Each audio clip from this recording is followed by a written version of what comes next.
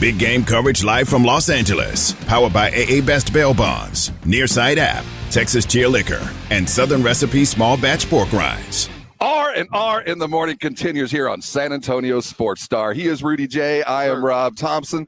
As we come at you live from the radio row, it's always brought to you by AA Best Bail Bonds, I'll say that right, and Texas Cheer Liquors, but you have to excuse my excitement.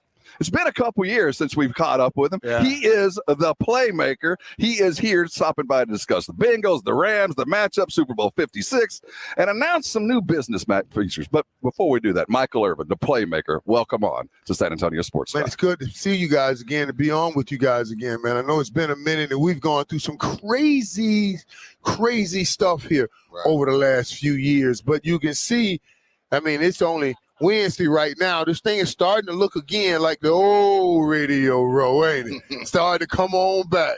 We took a hit, we took a licking, but looks like we about to get back to ticking around here, and I'm excited about that. Well, we hung out with you at Nobu at camp.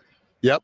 Yeah. And that was my first time experiencing the Jerry. That Jerry did it. Yeah. So, Mike, I go up to the bar. I'll say, I want the Johnny Walker Blue, like I'm sorry, sir. That's Mr. Jones's bottle. You can't. They're like, that's Mr. Jones. I was like, y'all only got one at Nobu. And never saw it again either. He didn't even wink at bottle, man. Oh, that is something, but that's the most beautiful sight. Ain't it? It's so beautiful out there, man. I wish. I know everybody won't get a chance to see it, but it's one of the most beautiful spots I've ever seen a restaurant place. Michael, as we go back to training camp and we talk about what the season looked like, and I remember seeing Jerry after being away for a year and all the stuff that we went through, and all Jerry could do when he walked around to all the press, and he's great about that, was, this is football, man. Yeah. He just looked at us in the eye and said, this is what football's supposed to be about. Right. Gathering together, breaking bread, talking about stuff, but he was so excited just to get back to the game. Right. Now we're through the season. Do you think he still feels that way? Did that season take it out of him? No. Okay. Man, you can't take it out of Jerry, man. Jerry, listen, the sky can be falling. It could be 3/4 of the way to the ground. And Jerry said, I'm telling you, it's going to get back up there. It's just coming down. It's going to stop. So he's never without hope. Right. He's never without hope. And here, it's not just they're not just words. He believes it. Mm-hmm. You know what I mean? He believes Absolutely. it. The great ones see it, they believe it, and then they go manifest it, or what we call transmute it to its physical equivalent. And that's what Jerry Jones does, and he's a master at it. So these two cats talked to Troy about a week ago. Troy got y'all in some hot water, man. Because he said in that playoff game, if they would have played you how they were playing CD, you would have had 10 catches. Yes. So you agree? Right. Yeah, absolutely. You agree? But what Troy was also talking to, which is but people took it as criticism, and he was just talking football. Right. But people took it as criticism towards Dak and CD, or more Dak, because CD just running routes. But the reality is, it could have been something more towards Kellen Moore. Scheme-wise. Because everybody in this game now, I'm going to have my man go beat your man. Those days are just gone.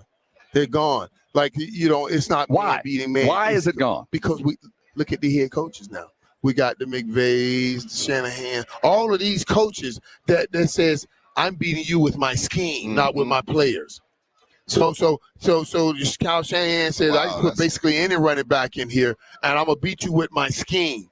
So even though I see a one-on-one over here, and when Troy and Michael played in the one-on-one, we can stop reading. The game over. This is where we're throwing the football right here, because our man is going to be your man all the time. That's what we have. We know we're 90% over here. But with this thing, these gurus, offensive-minded gurus, about me, who I am the star of this offense. I'm the one who making the call. Right. It's my call that will win the game, not that dude that will win the game. That's what Troy was arguing about. That's what I won't say arguing. That's what he was enlightening us with. educating us about, because we're too far into this scheme. Sometimes just line your ass up. And I said, my man better than your man, and we finna beat you with him. Let's go. Devontae Adams and Aaron Rodgers does it all the time. Joe Burrow and Jamar Chase do it all the time. That's why they're here. But you know what? What I said, Michael, I was like, I don't know if CD's to the point yet in his career where he feel like he can come to the huddle and be like, Dak. Yeah. And I felt like Troy said that, because you could go to Troy and be like, Troy, are you crazy? You see who's on me? We one-on-one. I don't know if CD's there yet to where he feel comfortable like Dak. Let's go. Right. And interesting that you say that also, but I don't know if these dudes understand sometimes, these young guru brain trust that we have on these offenses that understand it's not just X's and O's. It's also about how you bring things out of guys and what you're giving to guys. Okay, Noah Turner understood. You know what? It ain't about just my scheme. I know that the rest of my offense knows that that's our number one guy. Right. I can't let anybody take him out, because it messes with the mind of all the other 10 guys on offense. If they're looking at Michael's not getting any passes, oh man, they taking out our best play. They're taking out one of our best players. That lessens their confidence in winning. So he says, I cannot let them see it. They will not see it. I will get you the ball early. Because then they're thinking, oh boy, Michael Rocket, let's go. Let's rock. We're ready to rock. You can't let it happen. You can't let it happen, because it affects not just the receiver, but the whole team, man. And these guys don't understand that sometimes. These gurus on X's and O's don't understand how to bring the damn best out of the Jimmys and Joes. Scheme over talent. When I hear that, when I hear scheme, I think a coach that took a bunch of lesser talented guys and put them in a system that made it work. Right. And then when I hear talent, it's funny how the basketball world is flipped from football. Right. But now the basketball world is go get it yourself. And if you can't go get it, throw it to somebody else. In football, it went from scheme to, or from talent, go get it yourself, catch 10 passes at halftime.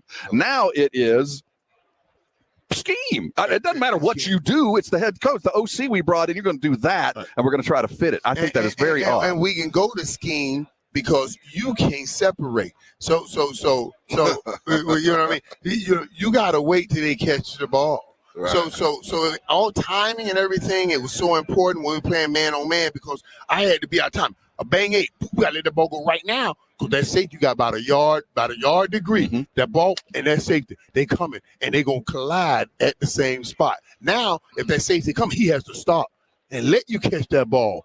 So now I don't have to be on time, because no matter where you are, he has to stop and let you catch that ball. Hey, I just want to give you a pound of your mind's wrapping it up. You're the only person can handle Stephen A, man.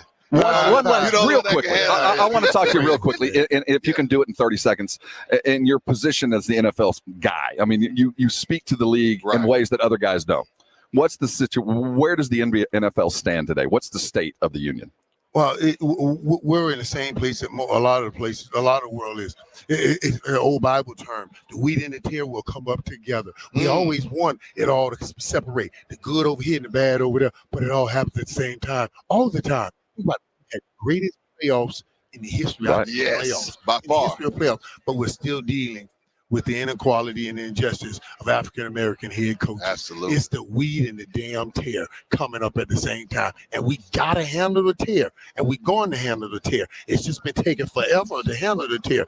I just don't want people to miss this great week in these playoffs. Enjoy that, and we're going to get back to trying to handle the business of the issues that we have in the NFL with these African-American coaches. The Brian Flores situation, if it didn't come down, you'd have had Josh McCown right now, the head coach. That would have been a crime. And that's exactly what they were talking about. He is Michael Irvin. He is the playmaker. He's the statement maker. You got him right here on San Antonio Sports Star. Thanks for stopping by, my friend. All right, guys. Good talking to you again.